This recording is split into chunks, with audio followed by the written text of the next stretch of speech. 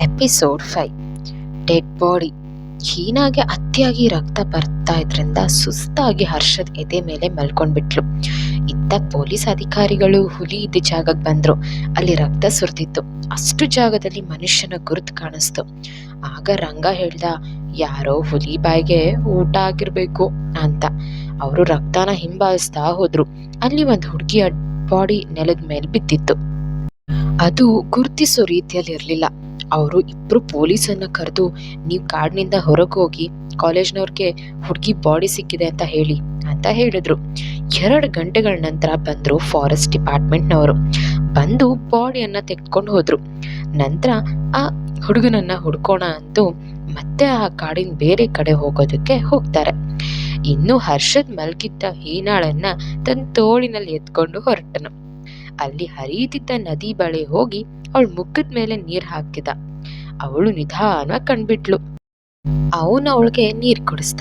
ನಂತರ ಅವಳ ಮೇಲೆ ಅವಳಿಗೆ ಕೋಪ, ಬೇಜಾರು ಎರಡೂ ಬಂದು, ನಾನ್ ಮಾಡಿದ ಒಂದು ತಪ್ಪಿಂದ ಎಷ್ಟು ತೊಂದರೆ ಆಯ್ತು, ಇವನ್ಗೂ ಸಹ ಎಷ್ಟು ಪ್ರಾಬ್ಲಮ್ ಮಾಡಿದೆ, ನಾನು ಈ ತಿಂಗಳಲ್ಲಿ ಎಷ್ಟು ಟೈಮ್ ಮೂರ್ಛೆ ತಪ್ಪಿದ್ದೀನೋ ಅಷ್ಟು ನನ್ನ ಲೈಫಲ್ಲೇ ತಪ್ಪಿಲ್ಲ ಥೂ ಅಂತ ಬೈಕೊಂಡು ಕುತ್ಕೊಂಡ್ಲು. ಅವನು, ಕೇಳು, ಈಗ ಮತ್ತೆ ಎಲ್ಲೂ ಹೋಗ್ಬೇಡ ತಾಯಿ, ದಯವಿಟ್ಟು ಇಲ್ಲೇ ಇರು. ಮತ್ತೆ ಎಲ್ಲೋ ಹೋಗಿ ಇನ್ನ ಯಾವುದೋ ಆನೆ ಹತ್ರ ತಗ್ಲಾಕೊಂಡ್ರೆ ನಾನು ನಿನ್ನ ಸೇವ್ ಮಾಡಕ್ಕಂತೂ ಬರಲ್ಲ, ಇಲ್ಲೇ ಇರು ಅಂತ ಹೇಳ್ದ. ಅವಳು ಸರಿ ಅಂತ ತಲೆ ಆಡಿಸಿ ಅಲ್ಲೇ ಕುತ್ಕೊಂಡ್ಲು. ಅವನು ಕಾಡಿನ ಕಡೆ ತಿನ್ನೋದಕ್ಕೇನಾದ್ರೂ ಸಿಗ್ಬಹುದು ನೋಡೋಣ ಅಂತ ಹೊರಟ. ಸ್ವಲ್ಪ ನೆಲ್ಲಿಕಾಯಿ, ಸೀಬೆ ಕಿತ್ತು ತಂದ. ಹೀನಾ ಸುಮ್ಮನೆ ಬೇಸರದಿಂದ ಕೂತಿದ್ಲು. ಏನೆಲ್ಲ ನಡೆದೋಯ್ತು ನನ್ನ ಲೈಫಲ್ಲಿ, ಸತ್ತು ಮತ್ತೆ ಬದುಕ್ದೆ. ಆ ಮಹಾದೇವನೇ ಹರ್ಷದ್ ರೂಪದಲ್ಲಿ ಕಾಪಾಡ್ದ. ಅವನಿಗೆ ಎಷ್ಟೇ ಥ್ಯಾಂಕ್ ಯು ಹೇಳಿದ್ರು ಕಡಿಮೆ ಅಂತ ಮನ್ಸಲ್ಲಿ ಹೇಳ್ಕೊತಾ ಇದ್ಲು. ಅವನ್ ಬಂದಾಗ ಸಾರಿ ಕೇಳಬೇಕು ಅಂತ ಹೇಳ್ಕೊಂಡ್ಲು. ಹಾಗೆ ನದಿ ಕಡೆ ಕಣ್ಣು ಹಾಯಿಸಿದ್ಲು. ನೀರು ಪ್ರಶಾಂತವಾಗಿ ಹರಿತಾ ಇತ್ತು. ಬೆಳಿಗ್ಗೆ ಟೈಮ್ ಆಗಿದ್ರಿಂದ ಸೂರ್ಯ ಉದಯಿಸ್ತಾ ಇದ್ದ. ಹಕ್ಕಿಗಳು ತಮ್ಮ ಗೂಡು ಬಿಟ್ಟು ಆಹಾರ ಹುಡ್ಕೋದಕ್ಕೆ ಅಂತ ಹೊರಟಿತ್ತು. ಸೂರ್ಯನ ಬೆಳಕು ಹಸಿರು ಕಾಡಿನ ಮೇಲೆ ಬೀಳ್ತಾ ಇತ್ತು. ಕಾಡು ಚಿನ್ನದ ಬಣ್ಣದ ಹಾಗೆ ಹಳದಿ ಬಣ್ಣದಿಂದ ತುಂಬಿಕೊಂಡಿತ್ತು. ನದಿ ಹರಿಯೋ ಜಾಗದಲ್ಲಿ ಮಾತ್ರ ಆಕಾಶ ಸ್ಪಷ್ಟವಾಗಿ ಕಾಣ್ತಾ ಇತ್ತು. ಕಾಡಿನ ಸೌಂದರ್ಯ ನೋಡಿ ಹೀನಾ ಕಳೆದು ಹೋದ್ಲು. ಅದೆಲ್ಲ ನೋಡಿ ಅವಳ ಬೇಸರ, ದುಃಖ ಮರೆತೋಯ್ತು. ಹರ್ಷದ್ ಬಂದು, ಪರವಾಗಿಲ್ಲ, ಇಲ್ಲೇ ಇದೆಯಾ? ಅಲ್ಲ, ಹೇಳಿದ ಹಾಗೆ ಸಾಧ್ಯ, ಮತ್ತೆ ಹುಡ್ಕೋದಕ್ಕೆ ಕಷ್ಟ ತಪ್ತು ಅಂತ ಹೇಳಿ ಅವಳ ಬಳಿ ಬಂದನು. ಹೀನಾ ನಗ್ತಲೇ, ಕೈ ಕಾಲ್ ಸರಿ ಇದ್ದಿದ್ರೆ ಇರ್ತಾ ಇರ್ಲಿಲ್ಲ ಬಿಡು ಅಂತ ನಗ್ತಾ ಹೇಳಿದ್ಲು. ಅವನು, ಅಂತವಳೆ ನೀನ್ ಬಿಡು ಅಂತ ಹೇಳಿ ತಂದಿರೋ ಹಣ್ಣು ಕೊಟ್ಟ. ಎಷ್ಟು ದಿನ ಆಯ್ತು ಅನ್ನ ತಿಂದೆ, ಹಣ್ಣಲ್ಲೇ ಹೊಟ್ಟೆ ತುಂಬಿಸ್ತಾ ಇದ್ದೀನಿ ಅಂತ ಹೇಳಿ, ಬೇರೆ ಏನು ಸಿಕ್ಕಿಲ್ವಾ ಅಂತ ಕೇಳಿದ್ಲು. ಇಲ್ಲ, ಇಷ್ಟೇ ತಿನ್ನು ಅಂತ ಹೇಳ್ದ. ಅವಳು, ಸರಿ, ಸಿಕ್ಕಿರೋದನ್ನ ಬೇಡ ಅನ್ಬಾರ್ದು ಅಂತ ತಿಂತಾ ಇದ್ಲು. ಆಗ ತಿಂತ ಮಾತಾಡ್ತಾ ಹೇಳಿದ್ಲು, ನೋಡು, ನಾನ್ ದಾರಿ ತಪ್ಪಿ ಇಲ್ಲಿ ಬಂದ್ ಇರೋದ್ರಿಂದ ಎಷ್ಟು ಒಳ್ಳೆ ಪ್ಲೇಸ್ ಸಿಕ್ತು, ನೀನ್ ಕ್ಯಾಮ್ರಾ ಇದ್ರೆ ಫೋಟೋ ತೆಗೆದುಕೊಳ್ಬಹುದಿತ್ತು ಅಂತ ಹೇಳಿದ್ಲು.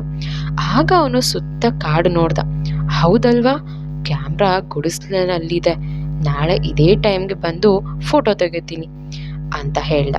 ಸಂಜೆನೂ ಚೆನ್ನಾಗಿ ಫೋಟೋ ತೆಗಿಬೋದು, ಆದ್ರೆ ನಿನ್ನ ಬಿಟ್ಟು ಗುಡಿಸ್ಲಿಗೆ ಹೋಗೋದಕ್ಕೆ ಆಗೋದಿಲ್ಲ, ಹೋಗ್ಲಿ, ನೀನ್ ನಡೆಯೋ ಅಷ್ಟು ಹುಷಾರಾಗು ಸಾಕು ಅಂತ ಹೇಳ್ದ. ಹಾಗೆ ಮಾತಾಡೋವಾಗ ಅವಳು ತಿಂದಿದ್ದು ನೆತ್ತಿಗತ್ತಿದ ಹಾಗೆ ಆಗಿ ಕೆಮ್ಮದಕ್ಕೆ ಶುರು ಮಾಡಿದ್ಲು. ಅವನು ಎಲೆಯನ್ನು ಕಿತ್ತು ಮಡಚಿ ಅದರಲ್ಲಿ ನೀರು ತಂದು ಕುಡಿಸ್ದ. ಅವಳು ನೀರು ಕುಡಿಯುವಾಗ ಅವಳ ಮೈ ಮೇಲೆ ನೀರು ಚೆಲ್ದು. ಅವಳ ಬಟ್ಟೆ ಮೈಯನ್ನ ಅಂಟ್ಕೊಳ್ತು. ಆಗ ಅದ್ ನೋಡಿ ಅವಳಿಗೆ ಒಂದ್ ರೀತಿ ಕಷ್ಟ ಆಯ್ತು. ಆದ್ರೆ ಹರ್ಷದ್ ಅದನ್ನ ಗಮನಿಸ್ಲಿಲ್ಲ. ಅವಳ ಮನ್ಸಲ್ಲಿ, ಬೇರೆಯವ್ರ ಹತ್ರ ನಾನು ಈ ಸ್ಥಿತಿಯಲ್ಲಿ ಇಷ್ಟು ಸೇಫ್ ಆಗಿ ಇರ್ತಾ ಇರ್ಲಿಲ್ಲ ಅಂತ ಅವಳ ಮನ್ಸಿನಲ್ಲಿ ಅವನ ಮೇಲೆ ಗೌರವ ಮೂಡ್ತು. ಆಮೇಲೆ ಅವನು ಅವಳ ಕಾಲ್ ನೋಡ್ದ. ತುಂಬಾ ನೋವಾಗ್ತಾ ಇದೆಯಾ ಅಂತ ಕೇಳ್ದ. ಅವಳು, ಹ್ಞೂ, ತುಂಬಾ ನೋವುತ್ತೆ ಇದೆ ಅಂತ ಹೇಳಿದ್ಲು. ಅವಳ ಕಾಲ್ನ ಅವನ ಹತ್ರ ತೆಗೆದುಕೊಂಡು ನೋಡ್ದ. ಮೊದಲು ಮಂಡಿಯಲ್ಲಿ ಗಾಯ ಆಗಿತ್ತು, ಈಗ ಅದ್ರ ಮೇಲೆ ಮತ್ತೆ ಅಲ್ಲೇ ಪೆಟ್ಟು ಬಿದ್ದು ಪಾದ ಹಾಗೂ ಬೆರಳಿನ ಚರ್ಮ ಕಿತ್ತು ಬಂದಿತ್ತು. ಅವನು ಅಲ್ಲೇ ಇದ್ದ ಪೊದೆಗಳ ಹತ್ರ ಹೋಗಿ ಎಲೆಗಳನ್ನ ಜಜ್ಜಿ ಅದನ್ನ ಕಾಲಿಗೆ ಗಾಯ ಆಗಿರೋ ಕಡೆ ಹಚ್ಚಿದ. ಅವಳ ಕಣ್ಣಲ್ಲಿ ನೀರು ಸುರಿಯೋದಕ್ಕೆ ಆರಂಭವಾಯಿತು. ಉರಿ ಅಂತ ಹೇಳಿ ಕಿರ್ಚ್ಕೊಂಡ್ಲು. ಆಗ ಸ್ವಲ್ಪ ಅಷ್ಟೇ ತಡ್ಕೋ ಅಂತ ಹೇಳ್ದ. ಆದ್ರೆ ಅವಳಿಗೆ ಆಗ್ತಾ ಇರ್ಲಿಲ್ಲ. ಆಗ ಅವನು, ನಿನ್ನ ಬಾಯಿಯಿಂದ ಒಂದೇ ಒಂದು ಮಾತು ಆಚೆ ಬಂದ್ರೆ ಕಿಸ್ಕೊಟ್ಬಿಡ್ತೀನಿ, ಹುಷಾರ್, ಅದು ತುಟಿಗೆ ಅಂತ ಹೇಳ್ದ. ಅಷ್ಟೇ. ಇವಳು ಸುಮ್ಮನೆ ಆಗಿ ಅವನ್ನೇ ನೋಡ್ತಾ ಇದ್ಲು. ಆಗ, ಯಾಕೆ ಈಗ ಉರಿತಾ ಇಲ್ವಾ? ನಾನು ಕಿಸ್ ಕೊಡ್ತೀನಿ ಅಂದಿದ್ದಕ್ಕೆ ಉರಿ ನಿಂತೋಯ್ತು, ಕೊಟ್ರೆ ಕಾಲ್ ಸರಿ ಆಗ್ಬೋದು ಅಂತ ಹೇಳ್ದ. ಆಗ ಅವಳು ಎರಡೂ ಕಣ್ಣು ದೊಡ್ಡದ್ ಮಾಡಿ ಬೈಬೇಕು ಅಂತ ಬಾಯಿ ತೆಗೆದ್ಲು. ಅವನು ನನ್ನ ಗಮನ ಬೇರೆ ಕಡೆ ತಿರುಗಿಸೋದಕ್ಕೆ ಹಾಗೆ ಹೇಳ್ದ, ಈಗ ಉರಿನೂ ಕಡಿಮೆ ಆಯಿತು ಅಂತ ಕೇಳು, ಥ್ಯಾಂಕ್ ಯು ಸೋ ಮಚ್ ಅಂತ ಹೇಳಿದ್ಲು. ಆಗ ನಾನು ಕಿಸ್ ಕೊಟ್ಟು ಕಾಲ್ ಸರಿನೇ ಮಾಡಿಲ್ಲ, ಆಗ್ಲೇ ಥ್ಯಾಂಕ್ ಯು ಹೇಳ್ತಾ ಇದೆಯಾ ಅಂತ ಹೇಳ್ದ. ನೀನು ಯಾಕೆ ಹಾಗೆ ಹೇಳ್ದೆ ಅಂತ ಗೊತ್ತಾಯ್ತು, ಅದಕ್ಕೆ ಹೇಳ್ದೆ, ನನ್ನ ಕಾಪಾಡಿದ್ದಕ್ಕೂ ಥ್ಯಾಂಕ್ ಯು ಸೋ ಮಚ್ ಅಂತ ಹೇಳಿದ್ಲು. ಬಿಸಿಲು ಜಾಸ್ತಿ ಆಗ್ತಾ ಇತ್ತು. ಅವನು ನೀರಲ್ಲಿ ಮುಳುಗಿ ಬರ್ತೀನಿ, ಇಲ್ಲೇ ಇರು ಅಂತ ಹೇಳಿ ಬಟ್ಟೆ ಬಿಚ್ಚಿ ಅವಳಿಗೆ ಕೊಡೋಕ್ ಬಂದ. ಹೇ, ಅಲ್ಲಿ ಇರು, ಏನ್ ಅನ್ಕೊಂಡಿದ್ಯಾ? ಹಿಂಗ್ ಬರ್ತಾ ಇದೆಯಲ್ಲ ನನ್ ಮುಂದೆ, ಏನ್ ಅನ್ಸ್ಬೇಡ ನನ್ಗೆ ಹಾ ಅಂತ ಹೇಳಿದ್ಲು. ಆಗ ಅವನು ಬಟ್ಟೆನ ಅವಳ ಮುಖದ ಮೇಲೆ ಎಸ್ತು, ನಾನ್ ನೋಡ್ದೆ ನೀನ್ ನನ್ ಬಟ್ಟೆ ರಿಮೂವ್ ಮಾಡೋ ಆಗ ನನ್ನೆ ತಿನ್ನೋ ಹಾಗೆ ನೋಡ್ತಾ ಇರೋದನ್ನ ಈಗ್ಲೇ ಹೇಳ್ತಾ ಇದೀಯ ಅಂದ. ಅವಳು, ಇಲ್ಲಪ್ಪ, ನಿನ್ನ ಅಲ್ಲ ನೋಡಿದ್ದು, ಅಲ್ಲಿ ಒಂದ್ ಬಿಳಿ ಪಾರಿವಾಳ ಇತ್ತು, ಅದನ್ನ ನೋಡ್ತಾ ಇದ್ದೆ ಅಂತ ಹೇಳಿದ್ಲು. ಆಗ, ನೀನ್ ನನಗ್ ಬಿಳಿ ಕಾಗೆ ಆರಿಸೋ ಅವಶ್ಯಕತೆ ಇಲ್ಲ ಅಂತ ಹೇಳ್ದ. ಅವಳು ಆಗ ಇರೋ ಹಲ್ಲು ಈಚೆ ಬಿಟ್ಟು, ಇಲ್ಲ ನೀನ್ ತಪ್ಪು ತಿಳ್ಕೊಂಡಿದ್ಯಾ ಅಂತ ಹೇಳೋಕ್ ಹೊರಟಾಗ, ಸಾಕು ಬಿಡು ಅಂತ ಹೇಳಿ ನದಿ ಹತ್ರ ಹೋದ. ಆಗ ಹರ್ಷದ್ ಸ್ನಾನ ಮಾಡ್ತಿರೋದನ್ನ ನೋಡ್ತಲೇ ಇದ್ಲು.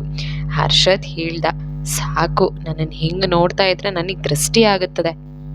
ಇಲ್ಲ ಇಲ್ಲ, ನಾನೇನ ನೋಡಿಲ್ಲ, ಅಲ್ಲಿ ಒಂದು ಕಪ್ಪು ಪಾರಿವಾಳ ಹೋಗ್ತಾ ಇತ್ತು, ತುಂಬ ಚೆನ್ನಾಗಿತ್ತು, ನೋಡ್ತಾ ಇದ್ದೆ ಅಂತ ಹೇಳಿದ್ಲು.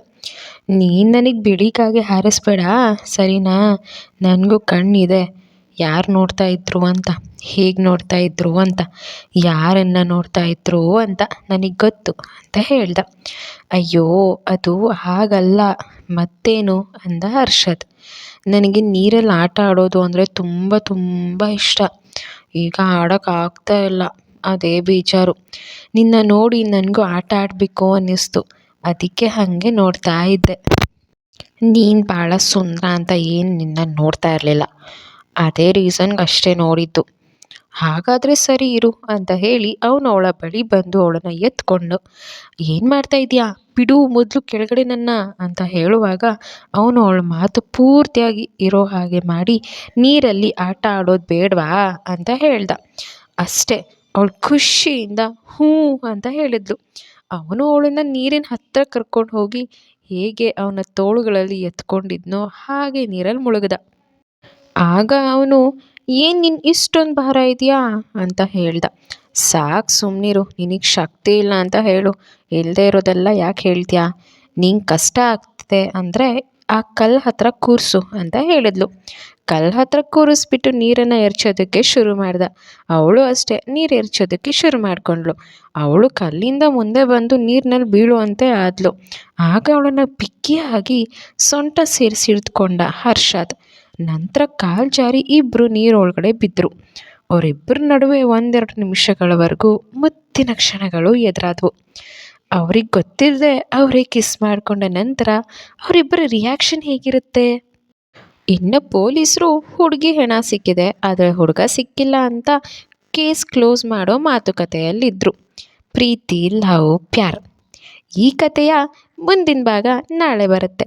ಹಾಗೆ ಈ ನಮ್ಮ ಹರ್ಷದ್ ಹೀನಾ ಕತೆ ಏನಾಗುತ್ತೆ, ಅವ್ರ ರಿಯಾಕ್ಷನ್ ಹೇಗಿರುತ್ತೆ, ಈ ಪೊಲೀಸರಿಗೆ ಮಾಡ್ತಿರೋ ಕೆಲಸದಲ್ಲಿ ಇನ್ನೂ ಮತ್ತೊಂದು ಟ್ವಿಸ್ಟ್ ಸಿಗುತ್ತಾ, ಇದನ್ನು ತಿಳ್ಕೊಳ್ಳೋಣ ನೆಕ್ಸ್ಟ್ ಎಪಿಸೋಡಲ್ಲಿ. ಅಲ್ಲಿ ತನಕ ನನ್ನ ಚಾನಲ್ನ ನೋಡೋದನ್ನು ಮಿಸ್ ಮಾಡ್ಕೋಬೇಡಿ. ಇದೇ ಥರ ಇಂಟ್ರೆಸ್ಟಿಂಗ್ ವೀಡಿಯೋಸ್ಗೆ ಸಬ್ಸ್ಕ್ರೈಬ್ ಮಾಡ್ಕೊಳ್ಳಿ. Love you all, bye.